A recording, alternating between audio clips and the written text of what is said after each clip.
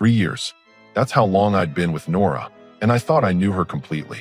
We'd moved in together to my house that I'd bought, planned our entire future. The wedding was supposed to happen in 6 months. I should have seen it coming. The signs were always there. She loved the stability I provided, the nice house, the financial security from my software engineering job. But when it came to showing genuine affection or appreciation, that was a different story.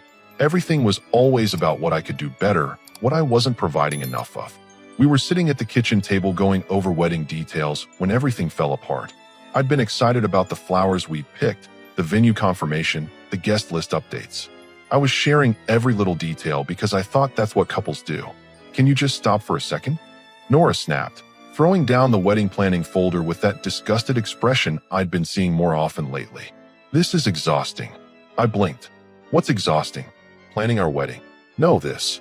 She gestured at me like I was some kind of burden she had to endure.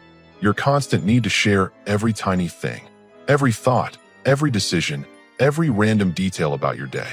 It's too much. The words hit me like a punch. I thought you liked that we communicate well. She laughed, but there was no warmth in it. The same cold laugh she used when she talked about her coworkers or anyone she considered beneath her. Communication? This isn't communication. This is you being needy and clingy. Genuine men don't need constant validation through talking about everything. I felt my chest tighten. So you're saying I'm not a genuine man? I'm saying I'm exhausted by your need to share everything. And honestly, I can't marry someone that needy. The silence stretched between us. Part of me wanted to defend myself, to argue, to explain why I valued open communication. But something in her expression told me she'd been thinking this for a while. This wasn't a moment of frustration. This was her true feelings finally coming out. The mask was slipping, and I was seeing who she actually was. You're right, I said quietly. She seemed surprised by my response. What? You're absolutely right. Genuine men don't need constant communication. I've been too needy. Nora's expression softened slightly, that superior smile creeping back onto her face. Well, I'm glad you can see that. Maybe we can work on it. Oh, we're definitely going to work on it, I said, standing up from the table.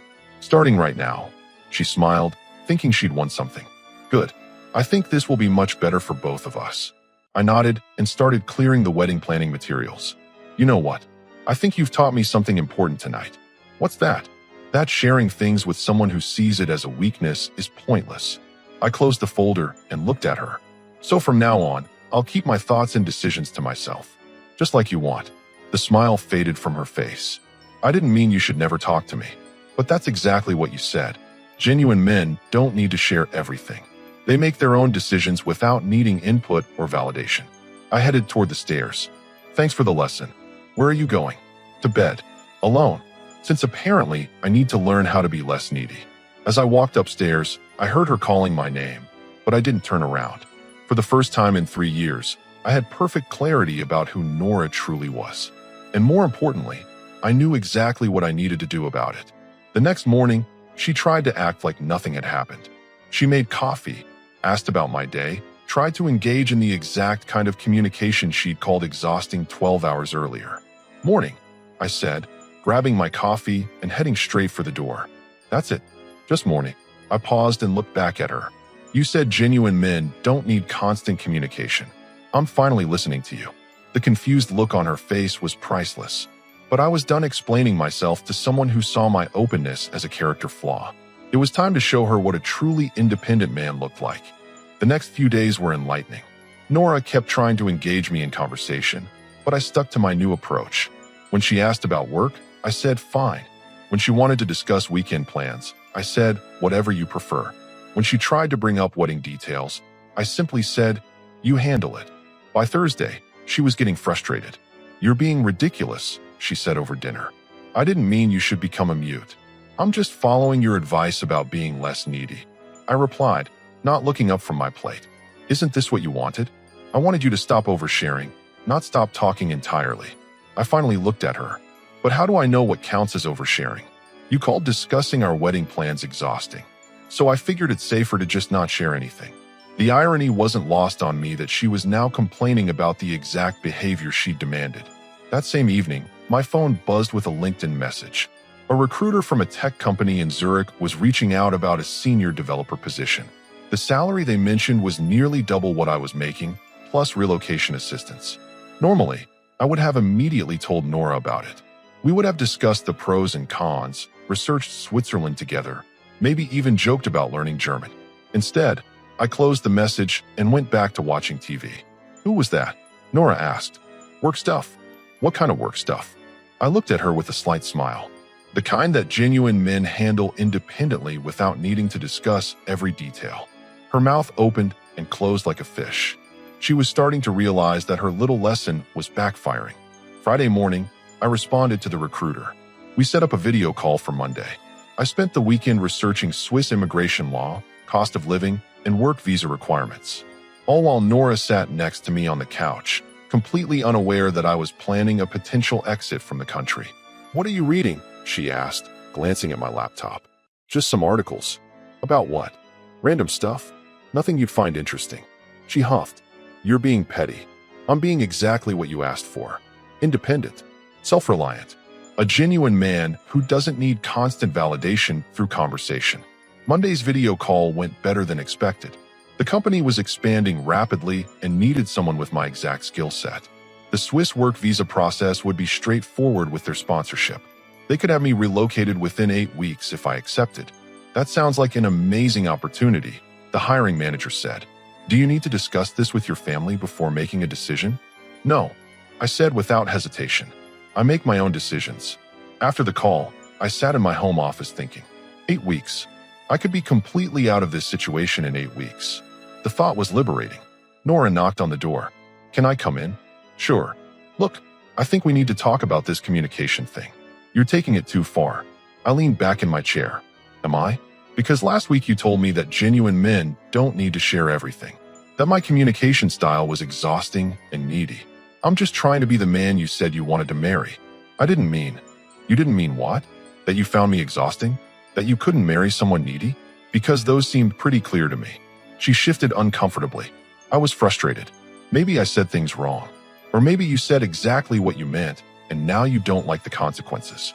The conversation ended there. She left the office, and I went back to researching Swiss banking requirements for international transfers. By Wednesday, I had another call scheduled with the Swiss company's HR department to discuss relocation logistics. The timeline was aggressive but doable. They wanted an answer by Friday. That evening, Nora tried a different approach. I've been thinking about what you said, she started carefully, about independence and communication. Maybe we both need to find a better balance. Maybe, I said, not committing to anything. So can we try to get back to normal? I miss talking to you. I looked at her sitting there, trying to backtrack now that she wasn't getting the reaction she expected. What's normal, Nora? The version where I share everything and you call me needy? Or this version where I keep things to myself and you complain about that too? I just want us to be happy. I am happy. I'm doing exactly what you suggested. Being independent, making my own decisions, not burdening you with unnecessary communication. She stared at me for a long moment. You're different. I'm exactly what you asked for. Congratulations, you got your genuine man. Thursday night, I made my decision. I sent my acceptance email to the Swiss company at 11:47 p.m. while Nora slept beside me, completely unaware that her future had just changed forever. Friday morning brought confirmation from Zurich. The job was mine, starting date set for 7 weeks from Monday. Visa paperwork would arrive by courier within 48 hours. They were moving fast, and so was I. While Nora got ready for work, I scheduled a meeting with my lawyer, Andrew Sterling. I needed to understand my options regarding the house. Since only my name was on the mortgage and deed, I had complete control, but I wanted everything documented properly before making any moves. Have a good day at work, I told Nora as she grabbed her purse. That's it. Have a good day. She paused at the door, clearly expecting more. What else would you like me to say? Maybe something about your plans? What you're doing today? Like normal couples do. I smiled. But you said normal communication was exhausting. I'm just being the strong, silent type you wanted. Her jaw tightened. Fine. Whatever. After she left, I called Sterling's office. I need to discuss some property matters. Can we meet this afternoon? Of course. Is everything all right? Everything's perfect. I'm finally making some overdue decisions. The meeting with Sterling was straightforward. Since Nora had never contributed to the down payment or mortgage payments, and her name wasn't on any documents, I had complete freedom to sell. He recommended getting a market evaluation and suggested a discreet real estate agent who specialized in quick, quiet sales. Are you planning to relocate? Sterling asked. Potentially. I want to know my options. Well, you certainly have them. The market's strong right now.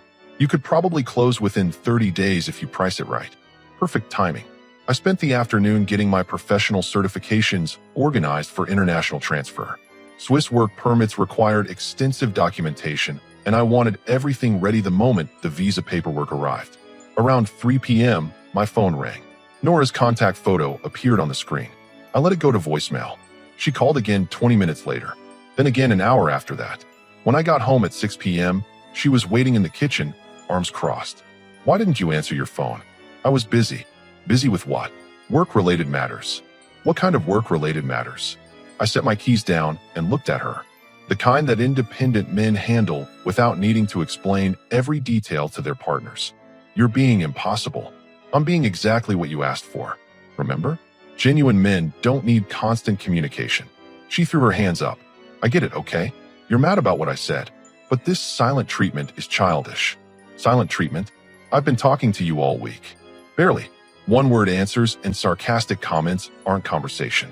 I leaned against the counter. But they're efficient. No unnecessary sharing. No exhausting details. Just the essential information. Isn't that what you wanted?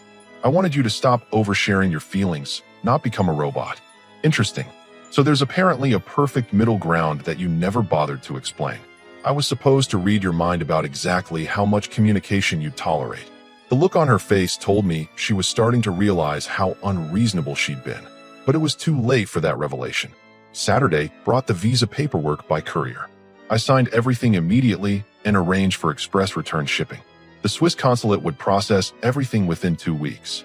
I also contacted 3 real estate agents recommended by Sterling. All 3 were available for Monday consultations. Who keeps calling? Nora asked, noticing my phone ringing frequently. Various people. What various people? People I'm handling business with. What business? I looked up from my laptop. The business of being independent and self-reliant. You know, like you suggested. Sunday afternoon, while Nora was at her sister's house, I drove by 2 comparable homes that had recently sold in our neighborhood. The market was definitely strong. I could probably list for 15% above what I'd paid 3 years ago. When Nora returned that evening, she seemed different, more anxious. We need to talk, she said, sitting across from me at the kitchen table. About what? About us. About this weird phase you're going through. Weird phase? I thought I was finally becoming the man you wanted to marry. Look, I know I hurt your feelings last week. Maybe I was too harsh. Maybe. She shifted uncomfortably. Okay, I was too harsh. But this isn't the solution. You're shutting me out completely. I'm not shutting you out. I'm just being more selective about what I share. You taught me that not everything needs to be discussed. Like what? What are you not sharing? I smiled. Well, if I told you, that would defeat the purpose, wouldn't it? The frustration in her eyes was obvious. She was losing control of the situation, and she knew it. This isn't what I wanted, she said quietly. Are you sure? Because this is exactly what you asked for. A man who doesn't need constant validation through communication. A man who makes his own decisions without burdening you with exhausting details. But you're planning things without me. Some things, yes. What things? I stood up from the table. Things that independent men handle on their own. Good night, Nora. As I headed upstairs, I heard her call my name, but I didn't turn around. Tomorrow I'd meet with the real estate agents. By the end of the week, the house would be on the market. She wanted a genuine man who didn't need her input on every decision. She was about to find out what that actually looked like. Monday morning, I met with Beverly Walsh from Premier Properties. She was Sterling's top recommendation for discreet, fast sales. Beautiful home, she said, walking through the rooms. Excellent condition, perfect location. In this market, I'd recommend listing at $485,000. We should have multiple offers within a week. How quickly can we close? With the right buyer, 30 days. Are you in a hurry? I have a deadline to meet. She nodded professionally. I can have the listing active by Wednesday morning. Photos tomorrow, marketing materials ready by end of day. Perfect. Let's do it. While Nora was at work, I also opened international banking accounts and initiated the process for transferring my assets. The Swiss bank required substantial documentation, but everything could be handled remotely. By Tuesday afternoon, the house photographer had finished. The visa approval came through faster than expected, Swiss efficiency at its finest. My start date in Zurich was now exactly 5 weeks away. I scheduled the moving company consultation for Thursday morning. International relocations required advanced planning, and I wanted everything coordinated precisely. You seem busy lately, Nora commented that evening, noticing me on yet another phone call. Just handling some things. What things? Various administrative matters. She frowned. You're being very secretive. I'm being appropriately independent. Remember when you said genuine men make their own decisions without needing input on everything? That doesn't mean keeping secrets. I looked up from my laptop. It's not a secret if it doesn't concern you. How can it not concern me? We're engaged. Are we? Because last week you said you couldn't marry someone needy. That sounded like you were reconsidering the whole arrangement. Her face went pale. I didn't mean that literally. Didn't you? It seemed pretty definitive to me. Wednesday brought the house listing going active. Within 4 hours, Beverly called with the first showing request for Friday morning. This is moving fast, she said. I've got 3 more appointments scheduled for the weekend. The market's responding exactly as predicted. Thursday morning, Nora left for work early. Philip Gardner from International Moving Solutions arrived at 9 a.m. sharp. Switzerland's a popular destination, he said, walking through the house with his checklist. Beautiful country, excellent quality of existence. How much are you planning to ship? Everything that's mine. I'll need a detailed inventory of what goes and what stays. Understood. We handle a lot of corporate relocations to Zurich. The process is streamlined once you have your work permit. Already approved. He raised his eyebrows. That was fast. Most people take months to coordinate everything. I'm motivated. We spent 2 hours going through the house. Most of the furniture could go. Electronics needed special handling for voltage differences. Personal items would be packed carefully for the overseas journey. We can have everything picked up and shipped within 2 weeks of your confirmation, Gardner said. Transit time to Zurich is typically 10 to 14 days by sea freight. I'll need it faster than that. Air freight is available for essential items. More expensive, but we can have your priority belongings there within a week. Cost isn't an issue. I want this handled efficiently. That evening, Nora noticed the moving consultation paperwork I'd left on the kitchen counter. International Moving Solutions, she read aloud. What's this for? Exactly what it sounds like. Why do you have moving company information? Because I contacted a moving company. For what? I closed my laptop and looked at her. For moving internationally. Moving where? What? Those are excellent questions that I'm perfectly capable of handling myself. Are you seriously not going to tell me what this is about? I'm being the independent man you said you wanted to marry. Independent men don't feel obligated to explain every decision they make. This is insane. You can't just plan major life changes without discussing them. I stood up from the table. Actually, I can. You taught me that. Last week, when you said my communication style was exhausting and that you couldn't marry someone needy. I didn't mean you should make unilateral decisions about our future. Our future? The same future you said you were too exhausted to discuss? The same future you questioned when you said you couldn't marry someone like me. She stared at me, finally understanding the corner she'd painted herself into. Friday morning brought 3 house showings. Beverly called that afternoon with the news I'd been expecting. We have 2 offers already, both above asking price. One is cash, 30-day close. The other is conventional financing, but they're offering $510,000. I'll take the cash offer. Don't you want to review the details? Is it a clean offer? No inspection contingencies. Minimal contingencies. Very straightforward. Then we have a deal. By Friday evening, I'd accepted the offer and initiated closing procedures. In 28 days, the house sale would be final. Nora came home to find me reviewing closing documents. What are those papers? Real estate documents. For what? For the sale of the house. She went completely silent for about 10 seconds. Then, you put our house up for sale? I put my house up for sale, and it's already under contract. Without telling me, without needing your input, yes. Just like you said, genuine men should handle their business. This is our home. It's my house. My name on the deed, my name on the mortgage, my down payment, my monthly payments. You've been a guest here for 3 years. The color drained from her face as the reality hit her. You can't be serious. I'm being completely serious. And completely independent. Exactly what you asked for. Where? Where are we supposed to go? I looked at her with the same cold expression she'd given me a week ago. I'm going to Switzerland. As for you, that's the kind of decision independent people make for themselves. Moving day arrived exactly 3 weeks later. Gardner's crew showed up at 7 a.m. sharp with 2 large trucks. I'd taken the day off, telling my current employer I had personal matters to handle. Nora had left for work an hour earlier, completely unaware that today was the day everything changed. Morning, Gardner said, clipboard in hand. Ready to get you packed up for Switzerland? Absolutely. Everything we discussed goes in the priority air freight. I want the essential items in Zurich within the week. You got it.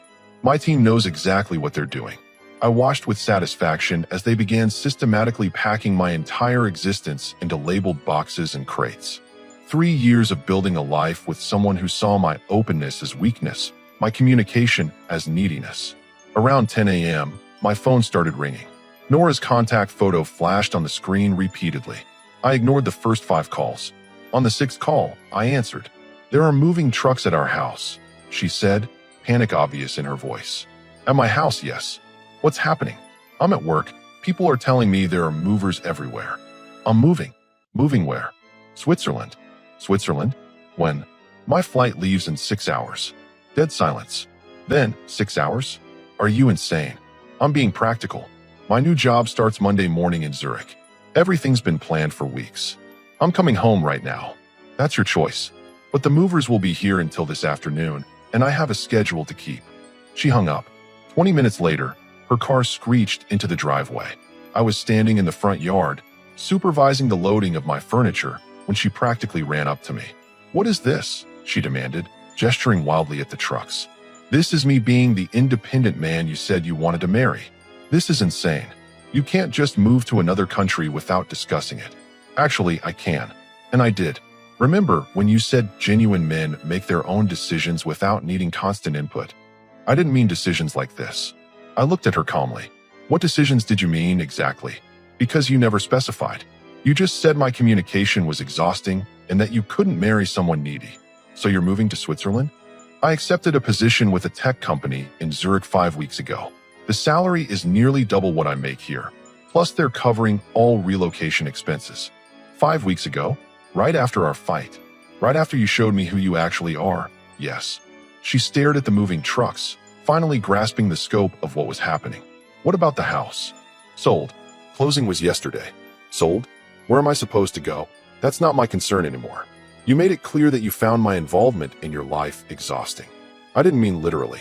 You said you couldn't marry someone needy. You said genuine men don't need constant communication. So I became exactly that. Independent, self-reliant, making major decisions without burdening you with exhausting details. Gardner approached us. Excuse me, we're ready to load the priority items. Need you to do a final walkthrough and sign off. Of course. I turned to Nora. I need to finish this. We need to talk about this. Actually, we don't. You taught me that talking about decisions was unnecessary. That genuine men just handle their business quietly. This is different. How? You wanted independence. You wanted less communication. You wanted someone who didn't need validation for every choice. Congratulations, you got exactly what you asked for. I followed Gardner into the house, leaving Nora standing in the driveway, looking lost. The movers worked efficiently. By 2 p.m., everything was loaded. The priority air freight would reach Zurich by Tuesday. The remaining items would follow by sea freight. Nora had been sitting on the front steps for hours, watching her world disappear into moving trucks. This is really happening, she said when I walked back outside. It's been happening for weeks. You just weren't paying attention because I stopped sharing details with you. What am I supposed to do? I pulled out an envelope from my jacket. The new owners take possession Monday. You have the weekend to collect your belongings and find somewhere else to go. I don't have anywhere to go. That sounds like the kind of problem independent people solve for themselves. You're really leaving? Just like that. Just like that. My Uber to the airport arrives in 2 hours. She stood up, desperation finally setting in. What if I was wrong? What if I want to work things out? Work what out? You told me exactly how you felt. That my communication style was exhausting. That you couldn't marry someone needy. Those weren't things said in anger, Nora. Those were your honest feelings finally coming out. People say things they don't mean. Do they? Because you seemed pretty clear about what kind of man you wanted. And now you have the chance to find him. The last truck pulled away. Gardner shook my hand and wished me luck in Switzerland.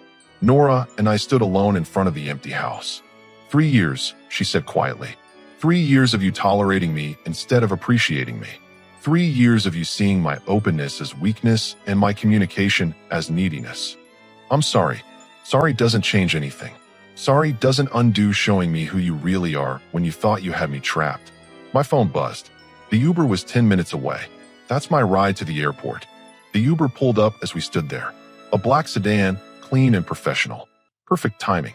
Please don't do this, Nora said, grabbing my arm. We can fix this. I'll come with you to Switzerland. I gently removed her hand. Come with me? 3 weeks ago you said you couldn't marry someone like me. I was wrong. I made a mistake. No, you didn't make a mistake. You revealed your true feelings. There's a difference. What about everything we built together? I looked at the empty house, then back at her. We didn't build anything together, Nora. I built something, and you enjoyed the benefits while criticizing the builder. The driver got out. Airport. Yes, international departure. He loaded my suitcases while Nora watched in stunned silence. I can change, she said desperately. I can appreciate you more. You had 3 years to appreciate me. Instead, you found me exhausting and needy. Now you want to change because you're losing the security I provided. That's not true, isn't it? When did you last tell me you were proud of me? When did you celebrate my successes instead of taking them for granted? She opened her mouth, but no words came out. Exactly. You liked what I could give you, but you never liked who I was. I opened the car door. You wanted a genuine man who doesn't need constant communication. You wanted someone independent who makes decisions without your input. You got exactly that. I'll have nowhere to go. Your sister's place. Your parents. Friends. Independent people figure it out. What about our engagement? I pulled the ring box from my pocket and handed it to her. This was for someone I thought I knew. Someone I thought valued me. Take it. Sell it. Keep it. That's your choice to make independently. She took the box with shaking hands. You're really going to throw away 3 years? I'm not throwing anything away. I'm finally choosing myself over someone who never truly chose me. I got in the car. Sir, the driver asked. Ready? Ready. As we pulled away, I watched Nora in the side mirror, standing alone in front of an empty house, holding an engagement ring for a wedding that would never happen. She'd taught me the most valuable lesson of my life. When someone shows you who they really are, believe them the first time. When someone treats your love as a burden, stop carrying it. 3 hours later, I was boarding a flight to Zurich, Switzerland. A fresh start. A new life where being open and communicative wasn't seen as weakness. My phone buzzed with text messages from Nora, but I didn't read them. I'd already heard everything she had to say. The flight attendant welcomed passengers aboard. Today's flight time to Zurich is approximately 9 hours. Perfect. By tomorrow, I'd be exactly where I belonged. Far away from someone who confused love with neediness and strength with silence. As the plane lifted off, I felt something I hadn't experienced in months. Complete peace. Nora got exactly what she asked for. A genuinely independent man who didn't need her approval, her input, or her presence.